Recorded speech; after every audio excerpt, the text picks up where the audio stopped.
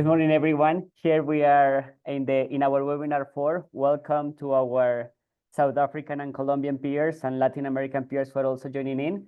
This webinar 4 deals with training, development, and mentoring programs for internationalization. Our agenda today will include the presentation of the mentorship programs of AISA. In this case, our South African partners are presenting their program, and RCI is presenting the journeys for internationalization of higher education. And then we will have a session of higher education institutions presenting their professional development initiatives.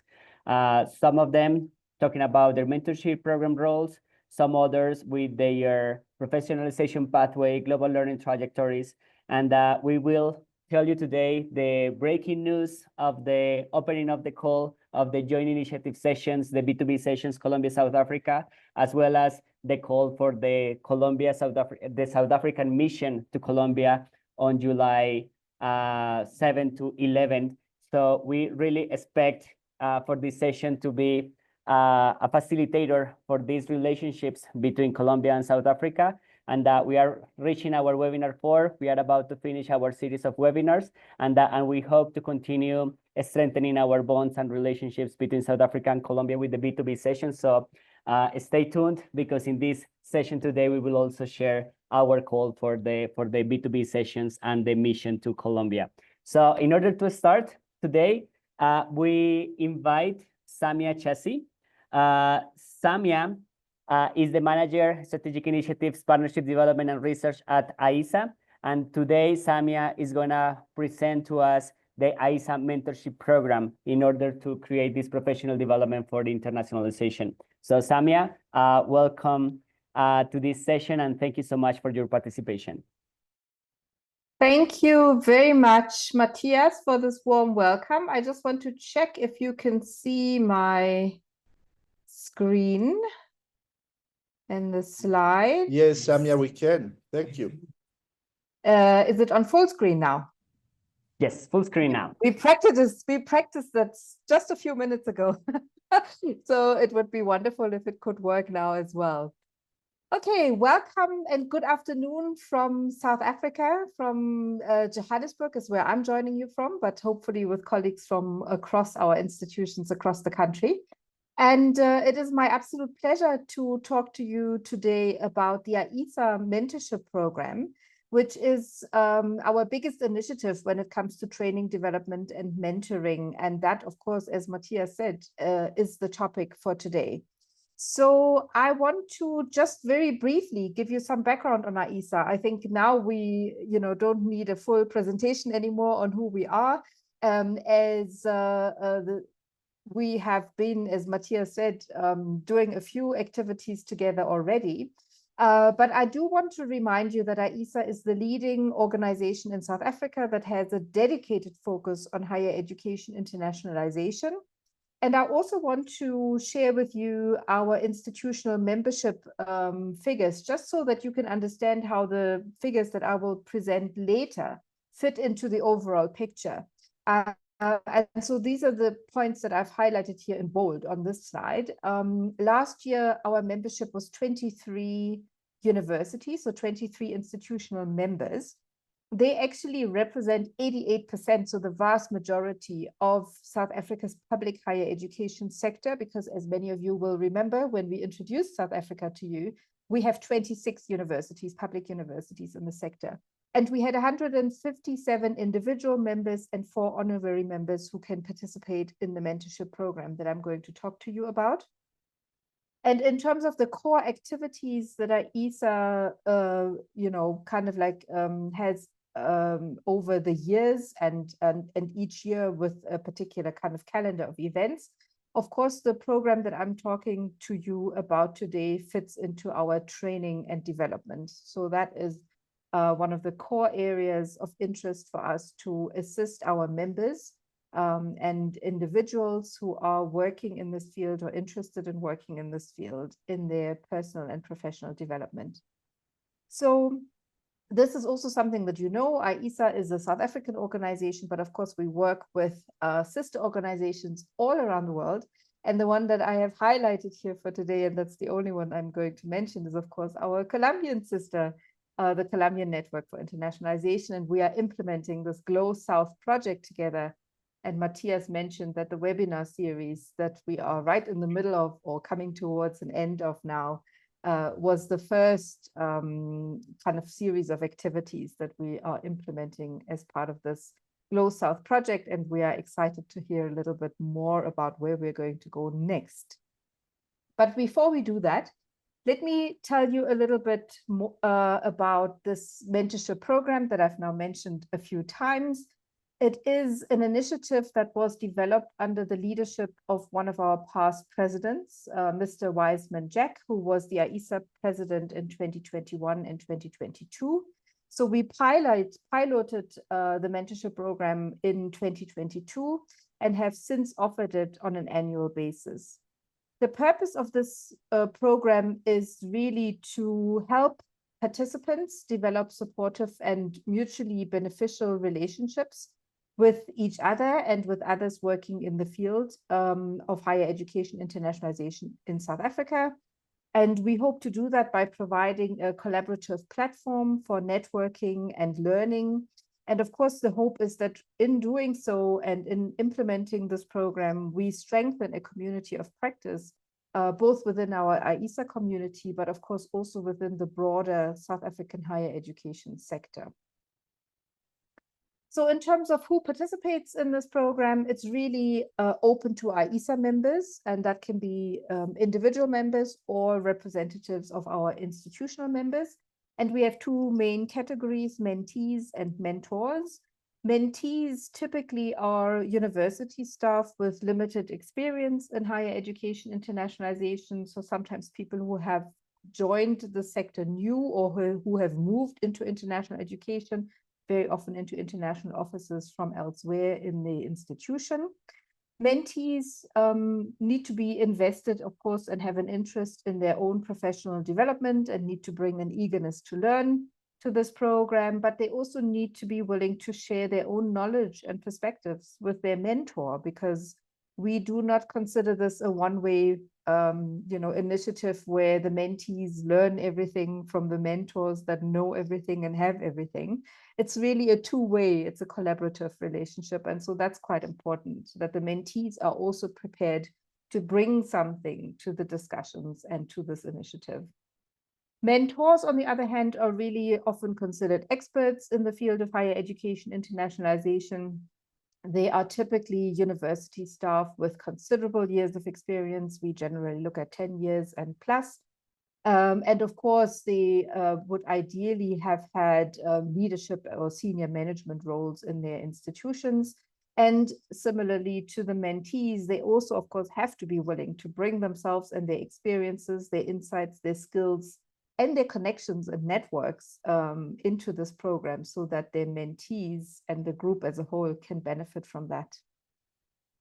I want to tell you a little bit more about how we run the program and what people can expect. So it's really a program that almost keeps us busy for the entire year in terms of our calendar year from January to December. But we run it mostly between March and November, but there are a couple of core components and elements to this program that I just briefly want to talk about. So we usually publish a call for mentors and for mentees to participate, and we often do that in March. That gives us some time to look at the applications, review them, and then match the candidates as best as possible. We take a number of criteria into account when we do that. Of course, the needs and interests of the mentees, that they will have shared with us in terms of their motivation letters. But we also look at where are these mentors and mentees located in terms of the institutions, in terms of the geography, so where in the country, because sometimes it makes sense to match up candidates who are in the same city, although we try and avoid to match candidates at the same institution, because we do want to bring a little bit of diversity into the program as well. Once we have matched the candidates and informed them and introduced them, they sign an agreement, so really commit to participate. And by the way, participation is a free benefit for our AISA members. And then we normally all come together in May for an online session, an introductory session where we discuss our expectations. We share some general rules and guidelines, in terms of how we want to behave and how we want to conduct ourselves and how we want to engage with each other. And then we leave our mentors and mentees to themselves in the way that they, between June and October, so over a period of about 5 months, host monthly sessions. The mentees are responsible for setting this up and following through. We have started having a check-in session, which happens to be very often at the AISA conference. And many of you know that our conference is generally held in August. So the picture that I've shared here with you is the group that was able to participate and meet up during the conference last year. This is not the entire group of people that participated, but it gives you a pretty good impression. And I'm happy to say that the 2 speakers who we will have later, who will share some of their experiences as a mentee and as a mentor, are also here in this picture. So once these monthly sessions are concluded, we come together again for a closing session to share our experiences, to share some suggestions for improvement. As I said, we're running this on an annual basis. So there are always ideas about what we can do differently and how we can improve, and we collect all of that. And on the basis of the feedback forms, the mentees then are issued with a certificate of attendance, and the mentors receive a certificate of appreciation from us. And this last slide is just to give you a bit of an overview of the numbers. So we've really run this program now 3 years in a row, and you see that the numbers are relatively stable between 7 and 8 mentees being mentored by 6 and 7 mentors. So that means that sometimes one mentor takes on more than one mentee. That's why the numbers don't align exactly. And I've listed the institutions here as well, perhaps just to say, very briefly that this is really going across all our members, across the country, across the different types of institutions.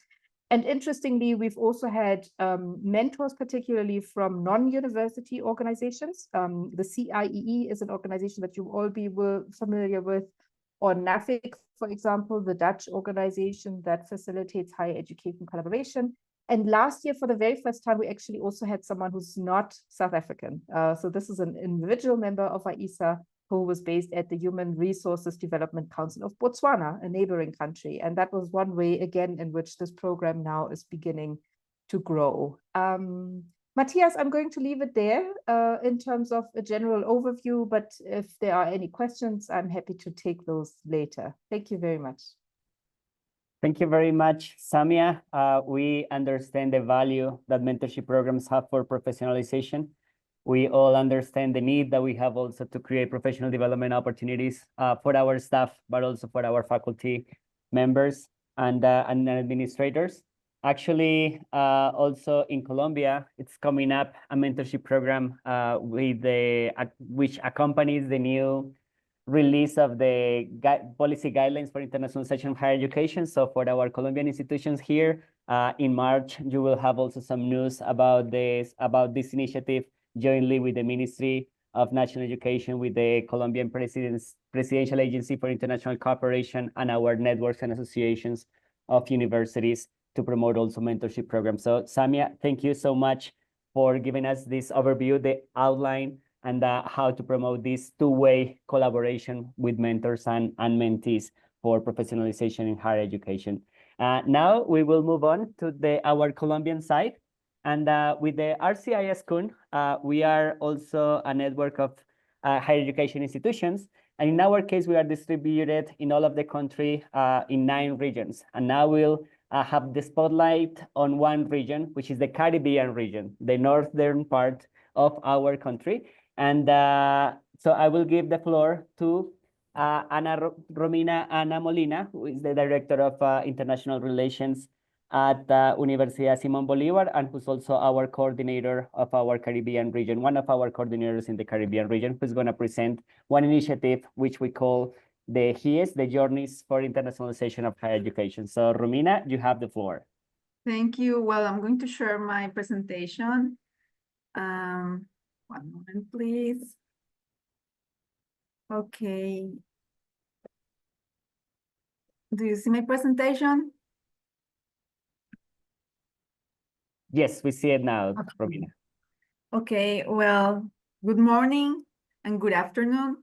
As Matthias said, I am one of the coordinators of the Caribbean node of RCI, a network of universities and higher education institutions of Colombia that works with internationalization process in the universities and higher education institutions. So I'm going to talk about HIES.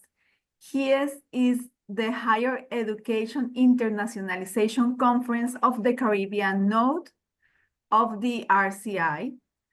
It is a training and professional development event for the node that was created in 2014 and is carried out through academic sessions aimed to knowledge transfer and the strengthening of the members' skills and competencies of us, and discussing with national and international experts the different aspects of, well, what means to work in internationalization of higher education.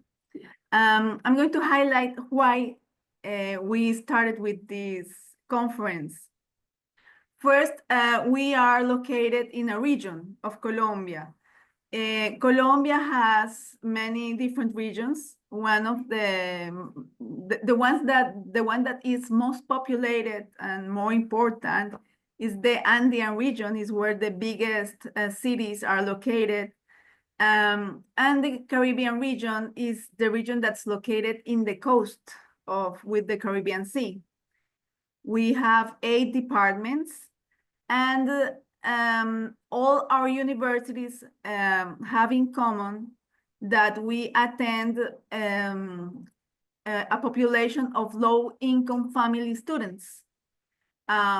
We are mostly 57 higher education institutions, and we are big. Some institutions are big, some are middle size, but the thing that we all have in common is that we attend a very specific kind of population that's very behind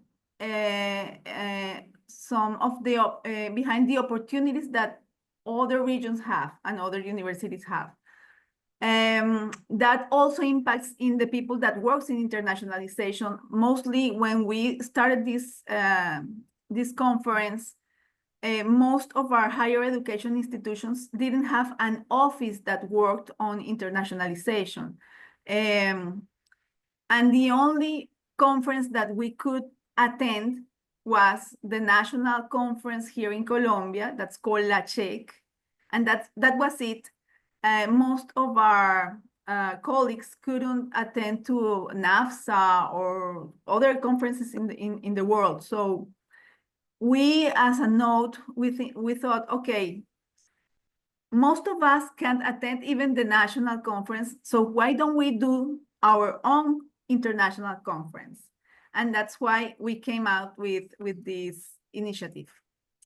The activities that we do in those 1.5, 2 days are keynote conferences, discussions and panels, and thematic forums. We share our own best practices in internationalization, and we, of course, we do networking, and we have this wonderful opportunity to share our own culture.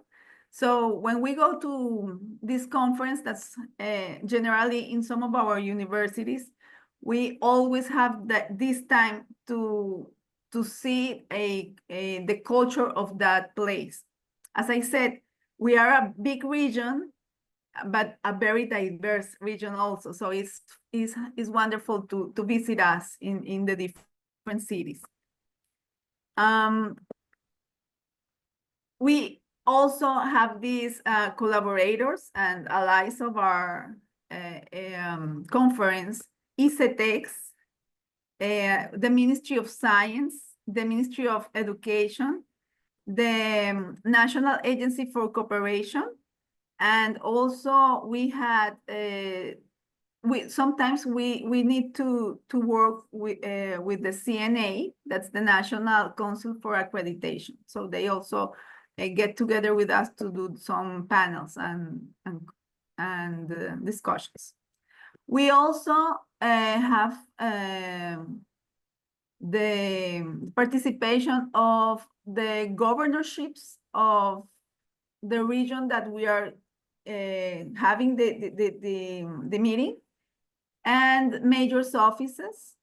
And of course, sometimes we have also the help of the embassies in our conference. Okay, what do? We or what are the characteristics? Well, he has a thematic, always a thematic that is chosen between all the members of the node. We try to have very good topics that are based on current topics. It is a free event with the host venue rotating each year with the region. So we try to always visit new cities in our region. So far, we have done 9 HIEs. All the logistical expenses are covered by us, by the members of the committee that holds the HIEs. Our guests are not only the members of the node, we also invite people from our universities. If we are having, for example, a research event, we try to invite the people that work in research in our universities. If we have, for example, a quality related event, we try to invite and take this advantage of having these events in our own region to invite the people in our universities that work in accreditation process. And of course, our audience can go from between 50 people to 150. It depends on the place that we are having the HIEs. Well, this is the names and the topics that we had in the HIEs. I'm going to read them. The first one was opportunities and requirements for the internationalization of research in the Caribbean region. That was the first one. On 2015, of course, curriculum internationalization, contributions and strategies for the internationalization of higher education institutions in the Caribbean region. 2006, quality in the management of internationalization and its impact on missionary functions. On 2017, models and approaches to cooperation for international outreach in higher education. On 2018, we had internationalization for peace. 2019, global learning environments in higher education. 2020, alliances and virtuality, of course, 2020, that had to be the topic. On 2021, territorial attractiveness for the visibility of higher education internationalization. Well, we had 2 years that we didn't do HIEs. I think we were back from the pandemic and we were like trying to sort well the coming back. And last year we started again with internationalization of higher education for society.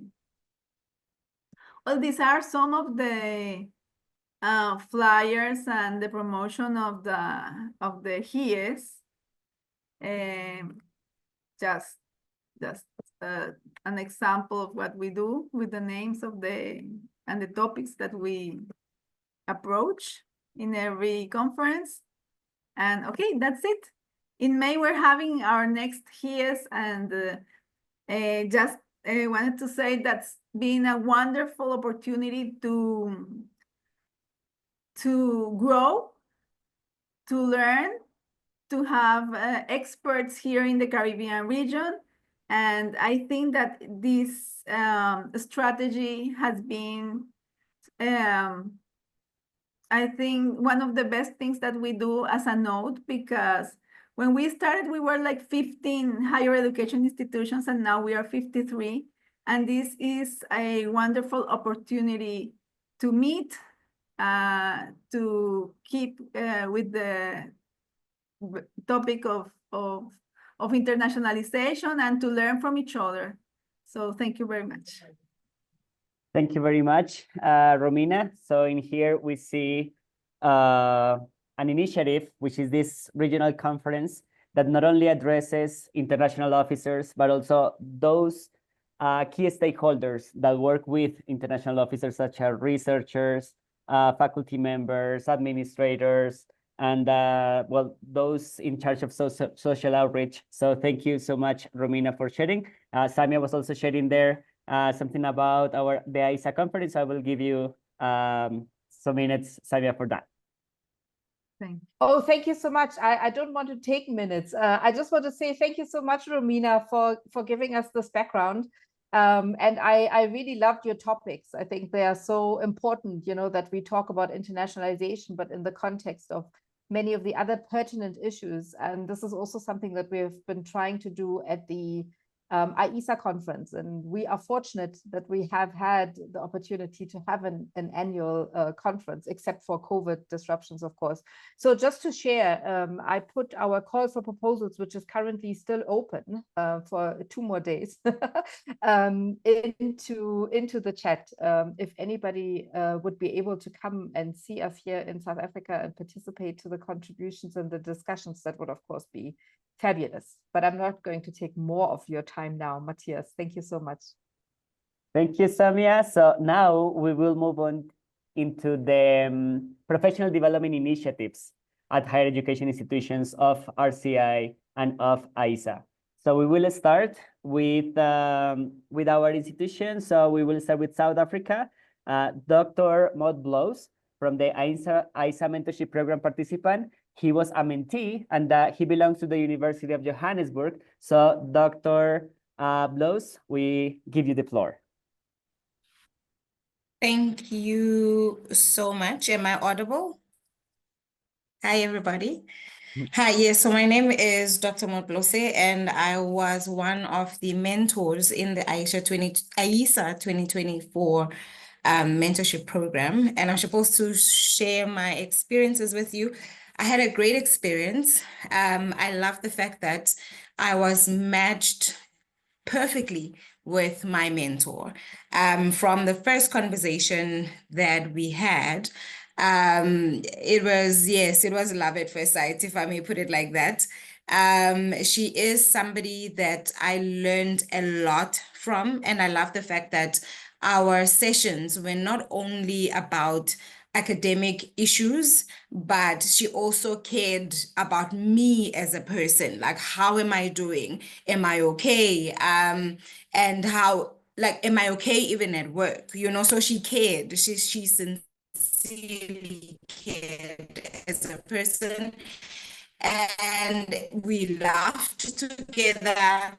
We had serious moments where we were almost really shared about what my intentions were in the mentorship program, which was establishing a COIL, a collaborative online international learning structure at the University of Johannesburg. But we shared a lot, even about personal life. And I also love the fact that she was very open to me about herself, and she was willing to be vulnerable to me about herself, to show me that she's also human and she also goes through things. There are moments when she's also probably even scared or even doubting if she'll even be successful in whatever goals that she has in life. And that made me feel very, very good about myself, because I got to see that I am not weird and I am not alone in my fears. There's other people who do share similar fears and have succeeded in life.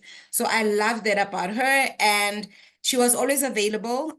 She always kept to our consultation meetings, but she also was very, very accessible, even outside of those meetings. We had each other's mobile numbers, so we could chat as well. Yeah, like I had a great experience. And I think I remember towards the end of the program, I tried to make a promise to me that even though the program would end, but then our mentoring sessions were not going to end, because I believe that mentoring is a lifelong process. So yeah, I think I shared this with Samia, was the fact that can the program be longer, and can it take actually even more people? But then we also understand why it has to be short, because so that there's other people who get a chance to experience this mentoring program as much as we did. And yes, the skills and knowledge learned from there, I am using them now, right? In our university, I was able to get funding for with a group of my colleagues to roll out COIL in the institution. And I'm now by default the COIL coordinator in the Faculty of Humanities. And I've started meeting with the various departments in terms of what COIL is about and how can they actually implement COIL in their departments. And yeah, there's a lot of plans. So, and all of this started or it began from that mentorship program. And it also helps to know that there's somebody who is here holding your hand, so to speak, and someone who's always who wants the best for you and who's cheering you on in this academic journey. So yeah, that's from me. Thank you so much. Thank you, Dr. Bluse, also because of making this emphasis on that the human factor is critical. So Yes, like mentoring definitely. is a lifelong process is great, and that it transcends the academic area, but it goes to more a humanistic approach. And also in our conversations is that in some areas we can be mentors, and in some other areas we are mentees, so that we can actually grow each other in different areas. So thank you, Dr. Bluse. Samia? Yeah, thank you so much. Just perhaps to say that I think Maud is such an excellent example of when matching works, you know, because like I said, we try and we take so many points into consideration, but of course there's no guarantee, because at the end it's also a personal relationship that you are building. And so it's wonderful to see that in Maud's case, it actually worked. Just also to say that she talked a lot about COIL. COIL is something that is important to AISA as an organization. We really feel that we need to promote it, you know, because it's an important tool to level some of the inequalities that exist in internationalization across the world. But we have not deliberately not chosen specific topics from the start for the mentorship program, because we want to be open to the needs and interests that everybody brings, and then try and match them as best as possible. But it's wonderful to hear, you know, that kind of like this program has been able to contribute not only to your development, Maud, but also to that of your institution. So that's really great. Thank you so much for sharing that. Indeed. Thank you, Samia, and my students as well. So yes. Thank you so much. We also wanted to share that that's the spirit of what's coming up with the B2B sessions. Also to create these joint initiatives that are not prescriptive, but actually that really address common interest regarding ways of or modes of cooperation between Colombian and South African institutions. Now we will give the floor to a Colombian institution. We have Uni Remington. They are going to present their professionalization pathway. So I will give the floor to Daniel Bedoya, who is the language department leader of Uni Remington. So Daniel, welcome. Okay, hello, good morning and good afternoon. Thank you for the invitation. It's a pleasure for me to be here. As Matias said, I'm Daniel Bedoya. I'm the English department lead. And let me show to you all. Let me have it here. All right. Is it presenting right now? Yes. There you go. There you go. Okay, perfect. So here on the Remington, we have this strategy, which is the Remington Professional Training Pathway, which more than just a strategy, it's just an objective we have to make it cultural in terms of an ongoing professional development and also personal, because at the very beginning of this program, it was emphasized only for teachers or staff faculty. But then furthermore, we understood the needs to create this and to emphasize it also to the administrative staff in order to create a cultural, let's say, belief and concept about the importance of ongoing professional development. Among this, we understood like why doing it? It's basically because we as a higher education institution, we need to match up the expectations that the context is providing us right now. Yes, how do we face the challenges that in terms of education our students require from us as teachers? Yes, so how do we keep up with these needs that the context is giving us right now?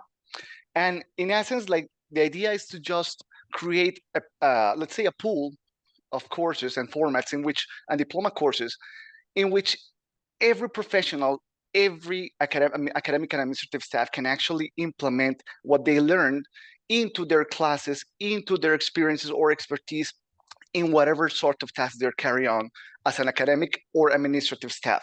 Yes. So one of the most important is that we aim towards have a continuous and ongoing learning process and professional development with this pathway. Some important figures to consider is that last year we had an expansion of 29 courses between courses and diploma courses, holding at national level 884 students, and the courses were oriented and guided by 26 professors of the university, with some interesting rates to be said and share here. We had a rate of approval of 72.5%, equaling to 641 students. Of course, these ones are not the numbers that we're so proud of sharing, because we'll say like, okay, cancel, abandon, and fail. Of course, we would like to have just 0 students, but understanding the different situations and external factors that teachers and staff face, it's of course challenging to have all those numbers in 0.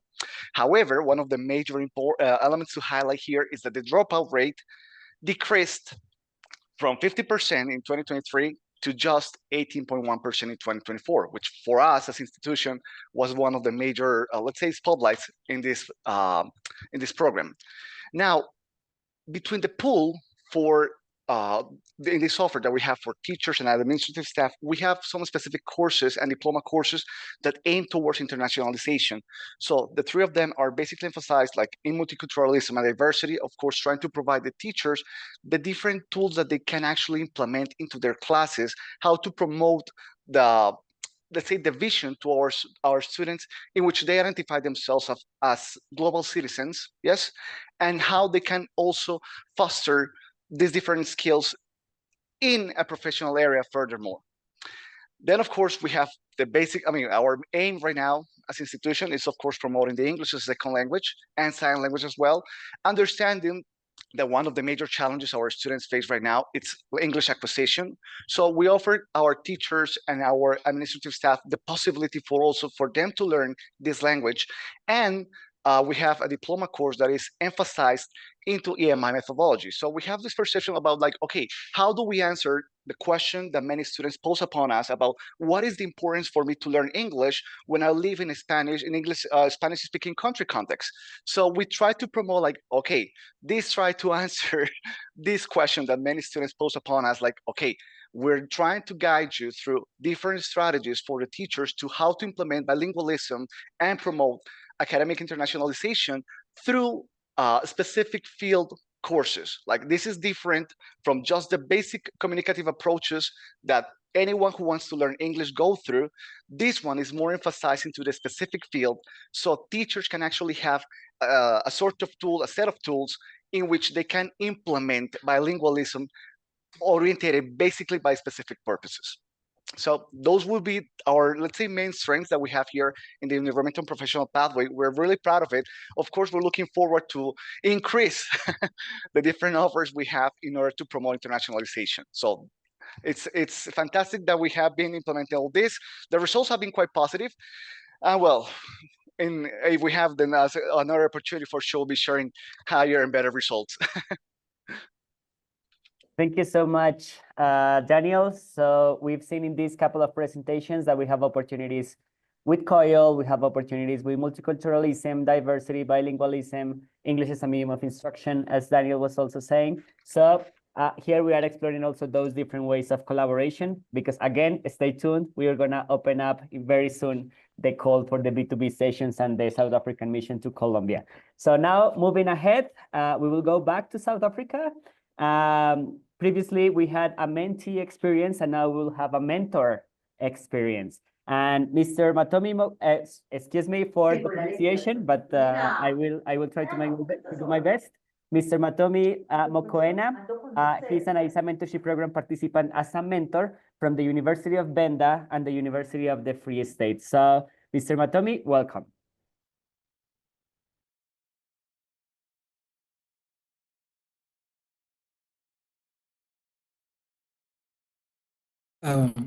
Hello, can you hear me? Yes, we can hear you. My apologies, my internet is very unstable right now. Yeah, my name is Matem Mugwena. Hola, we started the greeting. Yeah, so I have been an AISA mentor since 2023, and I got an opportunity to mentor different people from different universities over the past 2 years, right? And my first experience of mentoring someone, I was mentoring a lady from Stellenbosch University, and she was new into internationalization space, but she had many years in higher education. So I had to create a custom-made mentorship program based off a conversation and the initial conversation that I had with her regarding what her main objectives were. And one of the things that I helped her improve was her self-confidence. She was very shy person, and through our mentorship program, she became someone who was open to engaging with large crowds of students, you know, a bit since she was involved with student recruitment. And it was a very successful mentorship. I was very proud to see her last year at the AISA conference, chairing a session at the conference, and she said, thanks to me, she's now able to bravely stand in front of people and command a room. And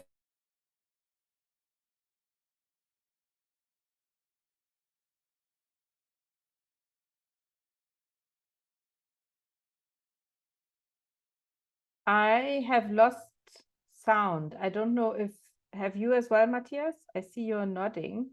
Matomi, I don't know if you can hear us, but because you said your connection is not good, maybe you switch the camera off? okay. Oh, no, now you seem to be Can back. you hear me? I'm Yes, we back. can hear you again. Okay. I'll Sorry have to about that, speak but very we... fast before it cuts me again. Okay. Go ahead. Okay, I'm gonna talk about my last year experience. I had an opportunity to mentor two young internationalization practitioners who were very new in internationalization, and also I did the same thing of customizing the program based off the conversation that I have with them. So each person has a customized program, because I realized that it cannot be a one size fits all type of a situation. You need to meet them where they are, and then you have to build them from there and make them better internationalization practitioners, and help them to become better in their sphere and in their responsibilities in their workplace. And it worked very well. And also, being a mentor is very challenging, because the more I mentor people, also I get to learn. Also, it's not a one-way streak. It's reciprocal. The more I mentor them, I also get to learn new things. And yeah, that's in a nutshell myself, my presentation, my experience. And to this day, we are still in contact with my former mentees. They have me on speed dial. I told them, you know, they have to build their network. And whenever they have challenges,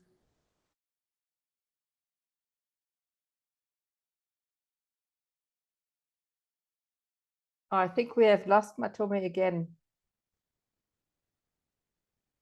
Oh, there you are back. Okay, yeah. Yes, you're on Yeah, speed that's in a dial. nutshell. That's in a nutshell what I do. Thank you. Thank you so much. And Matthias, perhaps I can just also add something to that. And Matome is really one of our mentors who stands out because, you know, he participated 2 years in a row. He mentored more than one person, particularly last year.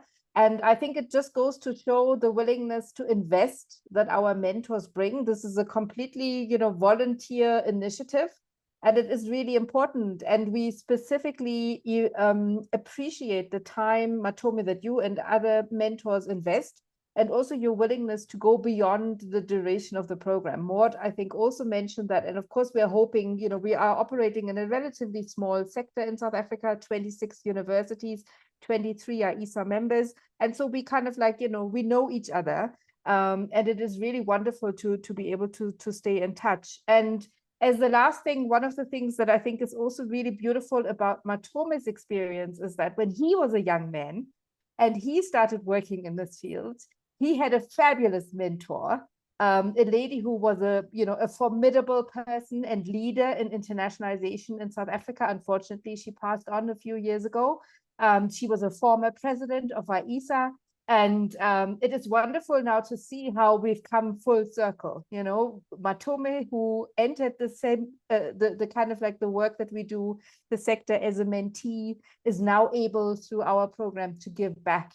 And so mentorship really in that sense also is a give and take. And that's wonderful to see. So just a few additional remarks from my side, but thank you to both of you, Maud and Matome, for sharing your experiences with us.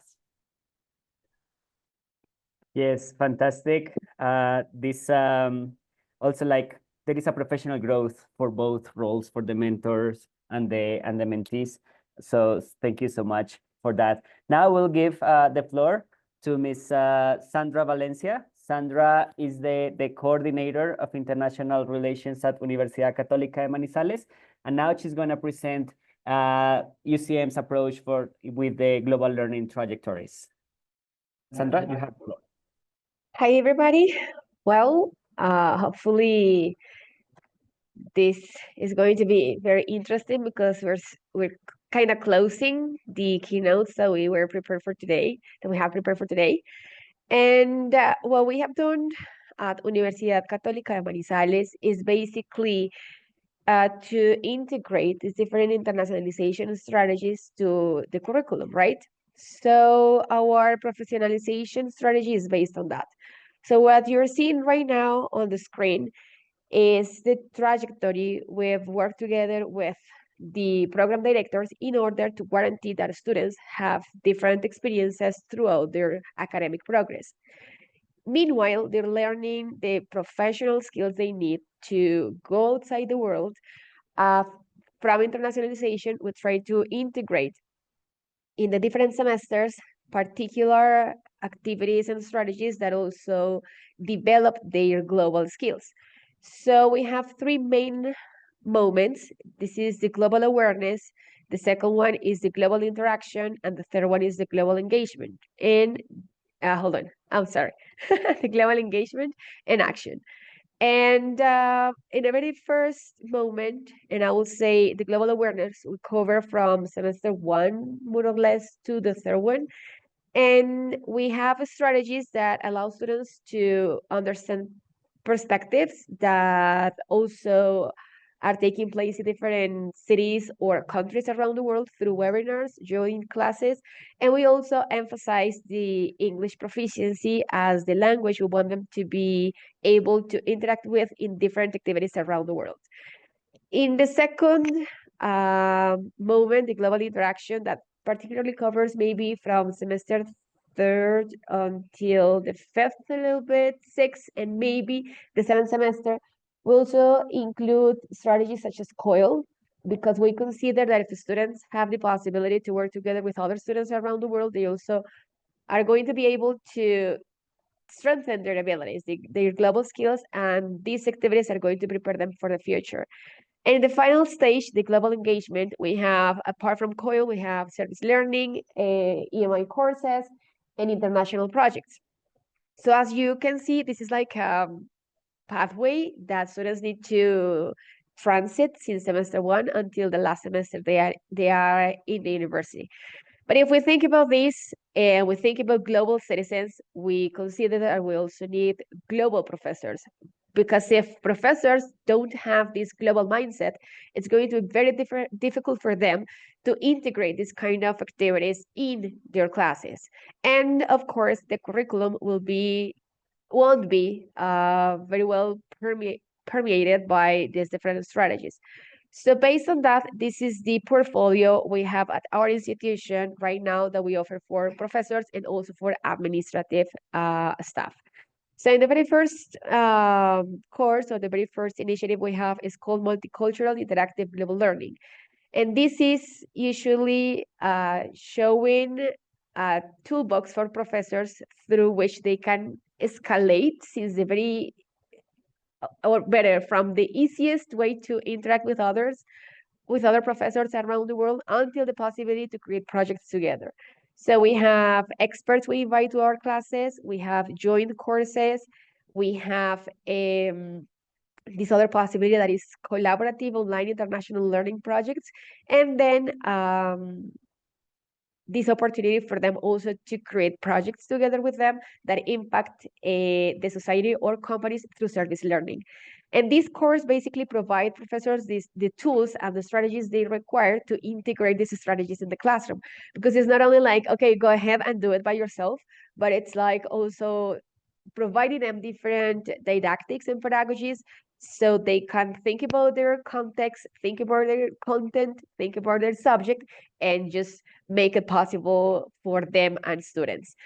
The second course or the second initiative we have is the foreign language pedagogies into disciplinary courses, through which we provide professors different tools for them to integrate reading comprehension activities, activities that they can carry out in a different language in their classes.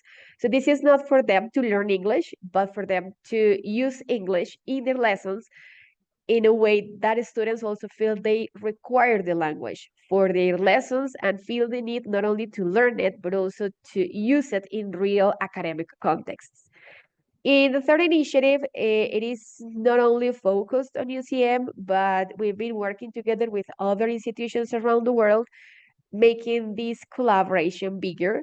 So it's also about multicultural interactive global learning and also about foreign language pedagogies, but together with other institutions in Colombia and institutions around the world, like Ukraine, Mexico, and some others in Latin America.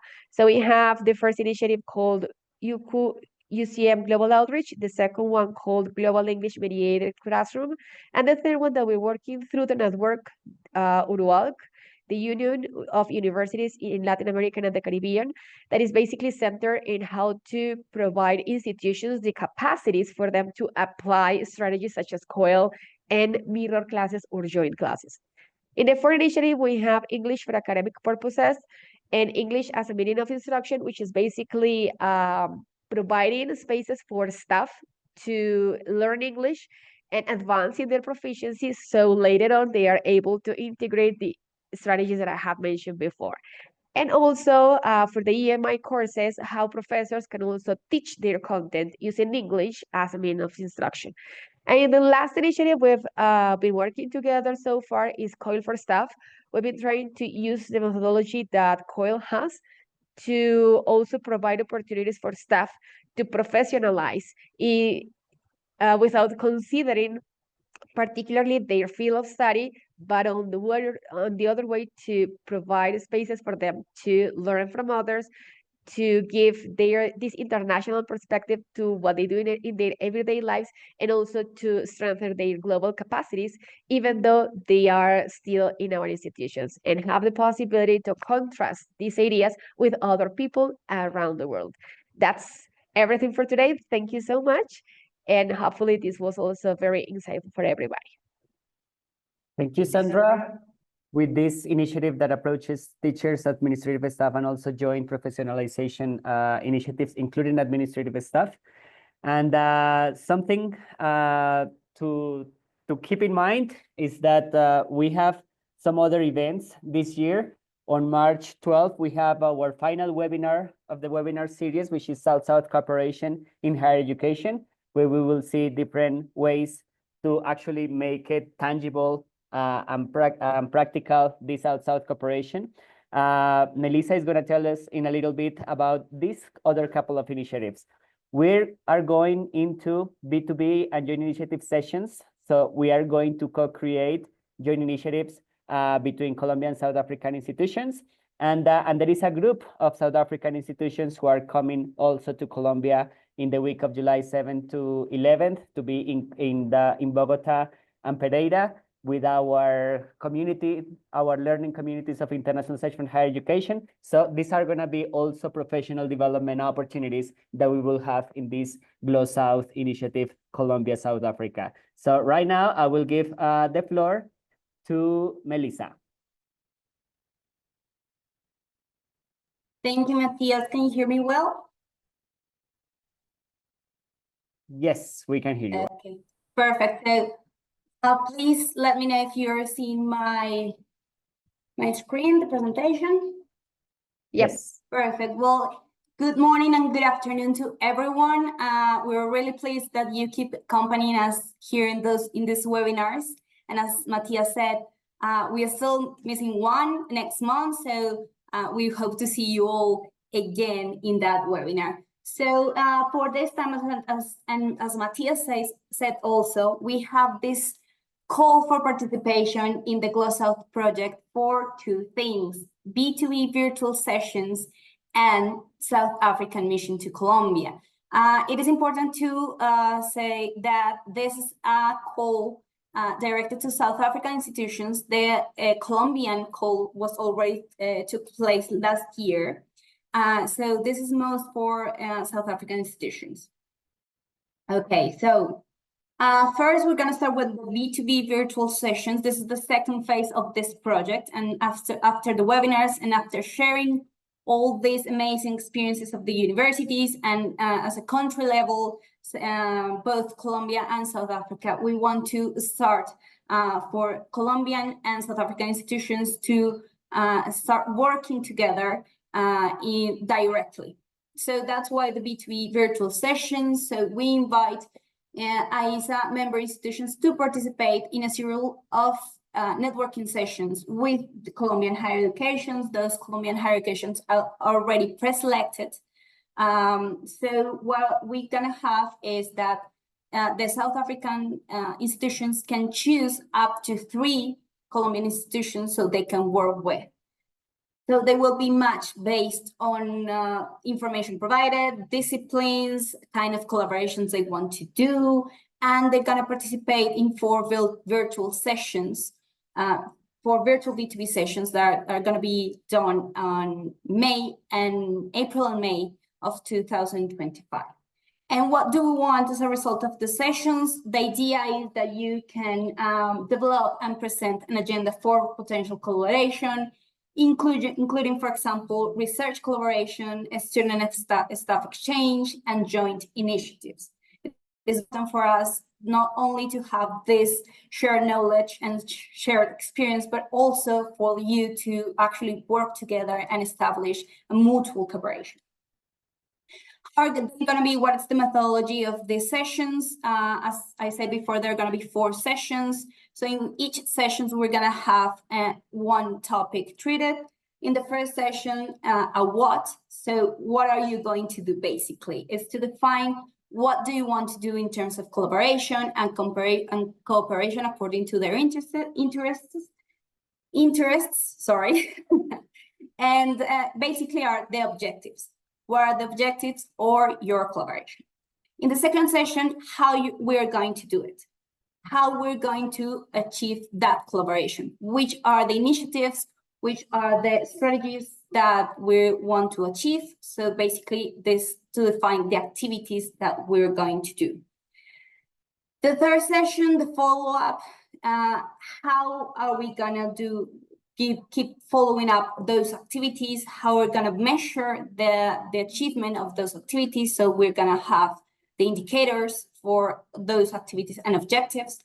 And in the fourth and last session, we're gonna have the which will be the expected results of that proposal. That will be the deliverables. So with those 4 sessions, by the end of the 4th session, we will have a document, really basic document. We don't want you to do a whole project and write a whole project. It's not the idea. We don't have enough time to do that. You're gonna do it on your own when you finish the GLOSOUTH project. But what we want to do is you have a proposal and start proposal for universities to start collaborating among each other. So that's the B2B sessions. And after the presentation, we can open a space for questions about the call. And the second phase is the mission to Colombia. That's the 3rd phase of our GLOSOUTH project and the final one. So we want AISA members that will travel to Colombia to participate in key events, including networking meetings with higher education association, networks, and relevant stakeholders, as well as sessions organized by CAIES, which is one of our main events in the RCI network. So there are 2 CAIES. I'm sorry, I'm saying in Spanish. I don't know how to say it in English. So the first one will be in Bogota. It will be July 7 and 8. It will be hosted by Universidad Católica de Colombia and Corporación Universitaria Minuto de Dios in Bogota. What will be the main topic there, the main theme? South-South cooperation in higher education, good practices, challenges, and opportunities between South Africa and Colombia. And the second one will be in the same, thank you, Matias, in the same week, but we will be traveling to Pereira, and it will be 9th, 10th, and 11th of July at Universidad Tecnológica de Pereira, Universidad Católica de Manizales. They will be our hosts. And this event will be a regional focus event aiming to strengthen internationalization skills and strategies for institutions outside the Colombian capital. So those will be our 2 main events. It will be a whole week with a full agenda. It will be quite busy, but it will be really, really important and impactful to have you here in Colombia. So in this call, we will have a financial support. We will have 3 categories. The first one, we will be covering the project, the GLOSOUTH project will be covering airfare, round trip, Johannesburg, Cape Town, Bogota, and back, and internal flights and road trips in Colombia. The second category will be covering accommodation and airfare. It will be, again, 4 nights and 3 nights, 4 nights in Bogota and 3 nights in Pereira, the whole week in Colombia, the round trip from Johannesburg or Cape Town to Bogota and back, and internal flights and road trips in Colombia. And the 3rd category will be for those universities, for those higher education institutions in South Africa that will be able to cover all expenses and want to join this mission to Colombia. Well, this is the 3rd category, but you still have to apply to the call. And for the co-funding, the South African institutions that apply either to category 1 and category 2, they will have to have a co-funding compromise. So for category 1, we'll cover the visa, the Colombian visa for South African citizens, international insurance, the accommodation, local transport to Johannesburg and or Cape Town, and subsistence that will be meals, incidentals, and transportation, for example, airport transfers in South Africa. And for category 2, the Colombian visa, international insurance, the local transport to Johannesburg or Cape Town, and the subsistence expense, the per diem expenses. So that will be the co-funding. Criteria and application process. For eligibility criteria, they have to be an AISA member institution. They will have to participate. They will have been participating in the GLOSOUTH webinars, at least in one of them. They will have to be participating in the B2B sessions. The idea also is that those institutions that are matching institution in the B2B sessions get the opportunity to work face-to-face with their counterparts here in Colombia, and the financial commitment, hence the co-funding. And how to apply, we will send you with the call, we will send you a full document with all this information and more. This is just a little recap of the call, it's a bit longer.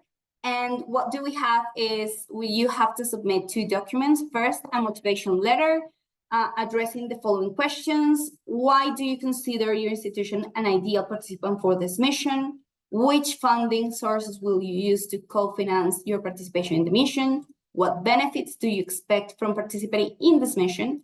How do you plan to communicate and disseminate the mission's outcomes? And how do you plan to sustain a long-term relationship with Colombia? That will be all the questions addressed in the motivation letter. And also the second document will be a support letter from the applicant's head of unit, line manager, confirming institutional endorsement for participation in the mission. And the important date, of course, the call opens tomorrow, 27th of February, and the deadline will be the 14th of March. For more info, here's the QR for the forms. It's not still available, it will be available tomorrow, but so if you want to scan it now. And for more information, you can write to us to this email in your screen, RCI, I don't know how to say that in English. Matthias, help. The hyphen SE? The hyphen, thank you. SE at askun.org.co. So that's pretty much it. Please, if you have any questions right now, we can be happily answer them. If not, you can write to us. We will send you the full document, and we will be happy for receiving all the applications for all the South African institutions to work with our Colombian institutions in these B2B sessions and accompany us here in Colombia for our mission. Thank you so much. Thank you, Melissa. So we have provided a general framework of collaboration RCI-AISA, and now we go with the more bilateral relations. And so now I will give the floor to Samia for some comments, maybe Q&A, and some final reflections. Yeah, thank you very much, Matthias, and thank you for the presentation. I think that was very detailed, and like you said, even more detail is going to come when we publish the calls. I just wanted to follow up with 2 general remarks. It was mentioned that the mission to Colombia will be the final element in the GLOSOUTH project. And that is, I think, true to the extent that it includes the direct participation of universities. But of course, we still have 2 components of the program because we want to develop that roadmap and the MOOC for South-South cooperation. So in the project team, we still have some work to do, but it will not be phasing out in the sense of the webinars and the networking sessions and the mission. And the second thing that I want to just note is regarding the financial support. And I would like to really take this opportunity to thank RCI and our Colombian colleagues for making this available. The financial support, it comes from ICETEX, a Colombian organization that supports our project. And that's why we are able to even make that offer. And I want to make it very clear that, of course, this is very limited funding. And so the more institutions can participate and fund their own trip, the bigger the delegation will be. So if we have to offer full scholarships, of course, you know, not covering some of the categories that were mentioned by Melissa, that means the group is going to be smaller. So we really are going to try and see to stretch the funds that we have available as far as possible. And of course, the more institutions can participate and fund their mission either fully or partially, the more people we can take along. So I just wanted to make that clear that unfortunately, we're not in that wonderful position where we can say, everybody come along and we're gonna invite and pay for as many of you as possible. So those are the 2 things that I just wanted to note in terms of Melissa's presentation, but thank you very much for all that detail, Melissa. And I think it's going to be exciting 2 sets of initiatives that are coming our way. I also want to note that in terms of time, we are kind of like have come to the formal end of the session. So if you need to drop off, it's 4:15 in the afternoon in South Africa. If you need to go home, please feel free to do that. We will share the recording of the session. There was a question about the presentations. I think those will be shared as well. Melissa's information will in any way be as part of the call documents that will go out. So don't worry, you will be able to read up on that. But I thought we can have a few minutes for those who are able and interested in staying on. And specifically, as Matthias said, if you have any questions for clarification on any of the things that we talked about, or if you would like to share, part of your own experience, please, now is an opportunity to do that. And I will see if there's anything. Matthias, if you can help me monitor the chat. At the moment, I don't think I see anything there. I don't see any raised hands either. At this point, just looking around. But if there is nothing, then I think it just means we have been extremely clear with all the information that we have shared. And then perhaps I can just round it off by thanking everybody for attending. Thank you to the speakers for sharing your institutional and individual reflections on the programs and initiatives that you offer and that you have participated in. I think that was very interesting today. And we had so many different approaches, and it was very enriching in that sense. And also sharing and comparing across our two countries and across our two contexts of education, higher education and internationalization that we operate in. I see a lot of people are saying their thank yous now. So thank you so much. That's wonderful. Please remember to join us for the next webinar and the last webinar in the series on the 12th of March. The invitation and the link for registration is going to go out shortly as well. Okay, colleagues, I think then I don't see any hands. I don't see any questions in the chat. So let me then take this opportunity to formally close today's proceedings. Thank you so much, everyone, for joining us, and we look forward to seeing you at one of our following events. Thank you, everybody. Goodbye. Thank you, everyone. Have a good one.